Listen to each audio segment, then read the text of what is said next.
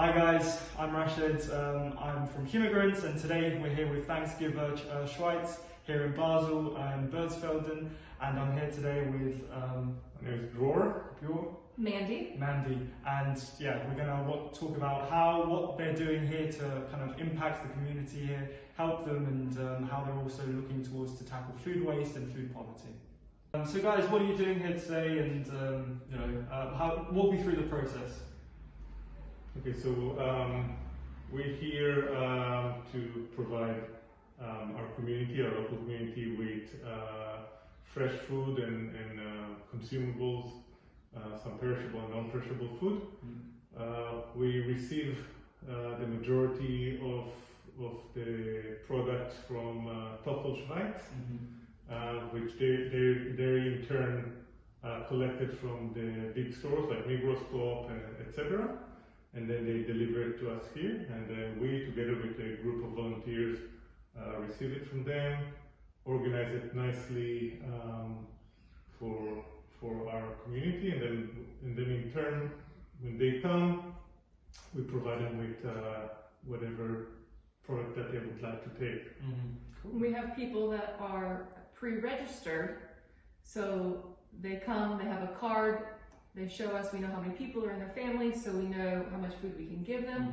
But we have a lot of people still on the waiting list. Similar to this specific location, there's many other neighborhoods across Basel and across Switzerland that needs the same thing, and we would like to continue and provide that elsewhere as well. And we actually have a building nearby that we could use just as our own, because right now we're in a church. And we can only come here on Thursday afternoons, and it really limits what we can do. And so we found a building that we could do more, but now we're in the fundraising aspect because it's all on donations, and we need to help get the money to be able to use that bigger building. Yeah, so essentially you want to store your food there, any leftovers are there, and so yes, continually using have a refrigerator. Yeah. That would be wonderful. Yeah. Yes. So when we are based in a place that's given to us by the reminder, we have it for only very limited time, only a few hours in a week. So we have to come here before the people come. We have to set up the entire place, clean it, set up, get everything, and then when everything is done, we need to fold everything, put it back to place, make it a church again, and then whatever is left over is now done. We can't reuse it.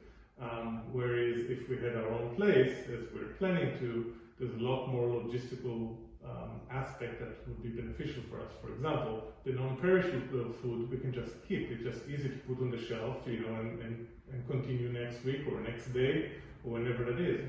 Our timeline that we can provide people with the service, instead of being an hour and a half once a week, can be 3 hours or 4 hours every day. So it gives us a lot more options. And of course, there is the other logistical thing that Mandy mentioned. If we had refrigeration, stuff like that, we can provide more type of food, or like the sandwiches that we have behind us, we can keep it longer and provide it for more people. Okay, that's great. And how many volunteers are you at the moment? And how do you see a need for more volunteers, or where can people best help? Regardless of the fundraising part, but also being hands-on.